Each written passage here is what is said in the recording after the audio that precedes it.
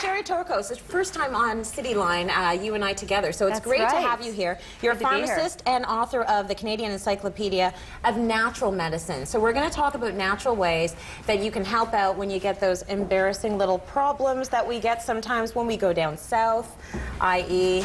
diarrhea. Yeah, it that's happens. right. And it can ruin a vacation. It can. Let's talk about what you do about it. Okay, well, let's be proactive. And to be proactive, we need to make sure we have a good amount of friendly bacteria, beneficial bacteria in our gastrointestinal system. Right. So I brought some probiotics with me, and we're hearing a lot about probiotics, good for digestion.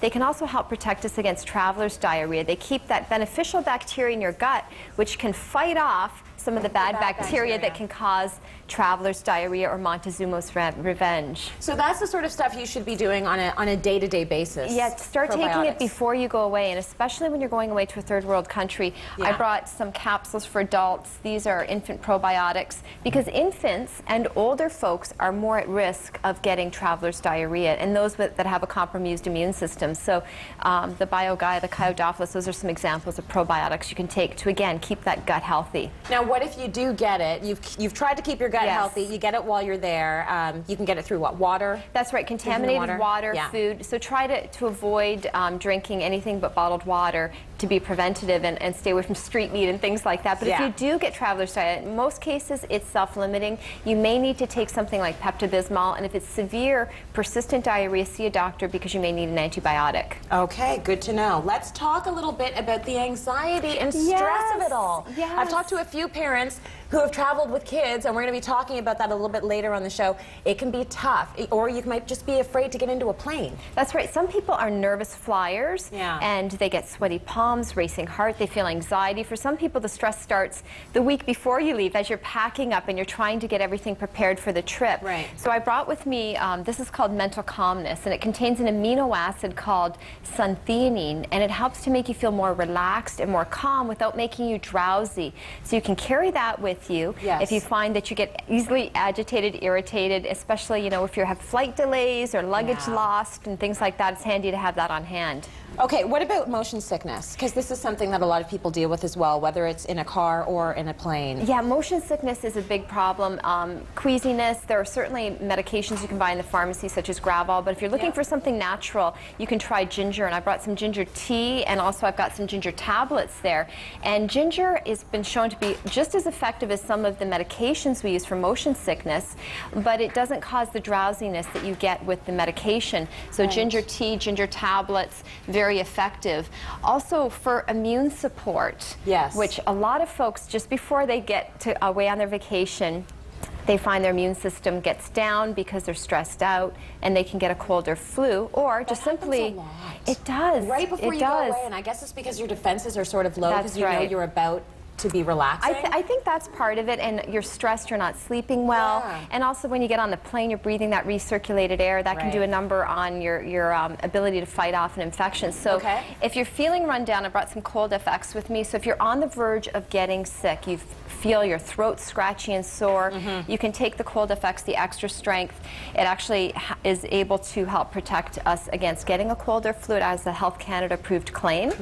For that, so that can be used for halting an infection, but on a daily basis there's the immunity effects, and that's a combination of the reishi mushroom along with cold effects, and that's for daily immune system support. So take it all the time. You can take it all the time. This time of year, you know, when people are getting frequent colds and flus, it's a good idea. The only thing I wonder about ginger is, don't you have to take a certain amount for it to be effective? It depends on the formulation. The ginger tea, you may have to take more of it than the ginger capsules. But it depends on the actual formulation that you're taking. There's also chewable ginger tablets for children that you can find as well. Good to know. All right, so you know, you're going to London, England, like someone in our audience, and there's a major time difference, and you get there and you're tired and you're jet lagged. Yes. And you don't want to miss, you know, a good 2 days of your vacation. What do you do to fight jet lag? Well, you need to reset your internal clock, and what causes jet lag is traveling to a different time zone. It throws off that sleep-wake cycle, our normal pattern of it's called our nocturnal rhythm. So I've got melatonin with me, and this is a hormone that's actually released by the body in response to darkness, and studies have shown that melatonin can help with jet lag. It's also good for people people working shift work. But these are melatonin strips, and then there's some little tablets as well that you can just pop under your tongue or swallow capsules, and it's very effective for jet lag. And all natural. And all natural. Very the nice good. thing about melatonin, it doesn't carry with it side effects like we see with prescription sedatives and tranquilizers. It won't affect your short-term memory. Okay. And also the suntheanine I talked about earlier for the stress and anxiety, it can also help if you're having trouble falling asleep at night. So that's another option there. Let's say you're having a little bit too much fun on your vacation. Maybe one too many martinis. Yes, that would never happen. That would never happen. You wake up feeling that pulsing in your head, the good old-fashioned hangover. Have you got any natural remedies for that? There is something we can do for that. We'll also be proactive with your hangover,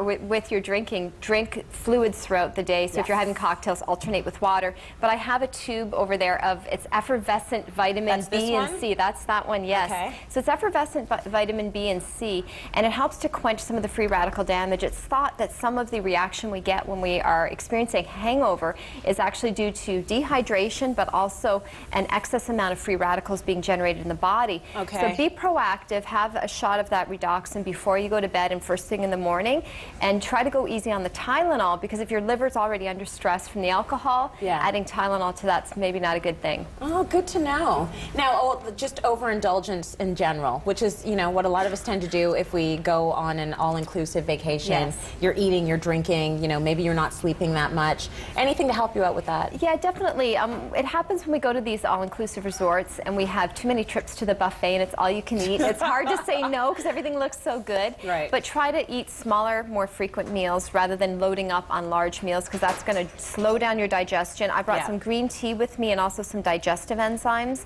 Taking digestive enzymes before your meal, at the beginning of your meal, that can help. And also the green tea. Green tea is actually wonderful to take for a lot of reasons, but in particular can help aid digestion. Yeah. And so have a cup of green tea after your meal, digestive enzymes before your meal, and that will help buffer the situation a little bit. You take these right before your meal, right or do you wait an hour? No, right at the beginning of your meal. So good stuff. Yeah. All right, well, about this time of the year, most of us are thinking about flying south, right? To get away from this cold weather. Our videographer, Patrick, is no exception. Take a look.